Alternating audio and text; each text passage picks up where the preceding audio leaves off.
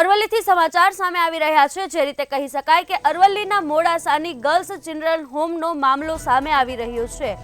આશ્રય લઈ રહેલી સાબરકાંઠા પંથકની બે સગીરા ફરાર થઈ છે। અરવલ્લીથી હાલ સમાચાર પ્રાપ્ત થઈ રહ્યા છે। કપડાં સૂકવવાના બહાને બંને સગીરાઓ રફુચક્કર થઈ છે। મોડાસા ટાઉન પોલીસે ફરિયાદ નોંધવામાં આવી છે। અરવલ્લીથી સમાચાર પ્રાપ્ત થઈ રહ્યા છે। કહી શકાય કે અરવલ્લીમાં કપડાં સૂકવવાના બહાને બંને સગીરાઓ રફુચક્કર થઈ છે।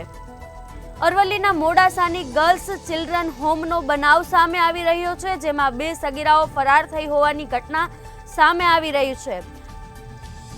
આશ્રય લઈ રહેલી સાબરકાંઠા પંથકની બે સગીરાઓ ફરાર થઈ છે।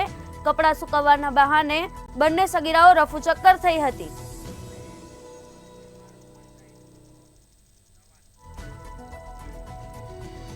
જી મહેશ, સમગ્ર ઘટના સામે આવી રહી છે અરવલ્લીથી। કહી શકાય કે બે સગીરાઓ કપડાં સૂકવવાના બહાને ફરાર થઈ છે। શું છે સમગ્ર વિગત?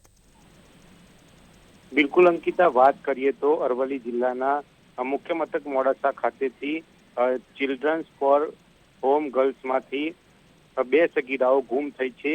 કપડાં સૂકવવા માટે બાજુમાં ગઈ હતી, ત્યારબાદ ત્યાંથી ગુમ થઈ હોવાની જે ઘટના છે તે સામે આવી છે।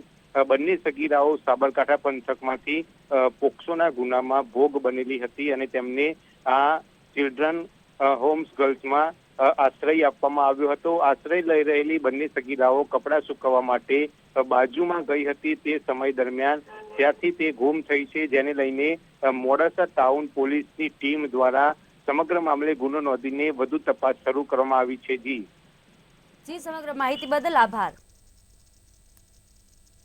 તો મોડાસાથી સમાચાર પ્રાપ્ત થયા છે। મોડાસા ટાઉન પોલીસે ફરિયાદ નોંધવામાં આવી છે। અરવલ્લીના મોડાસાની ગર્લ્સ ચિલ્ડ્રન હોમનો મામલો સામે આવી રહ્યો છે। કપડાં સૂકવવાના બહાને બંને સગીરાઓ ફરાર થઈ હતી। અરવલ્લીના મોડાસાની ગર્લ્સ ચિલ્ડ્રન હોમનો મામલો સામે આવ્યો છે।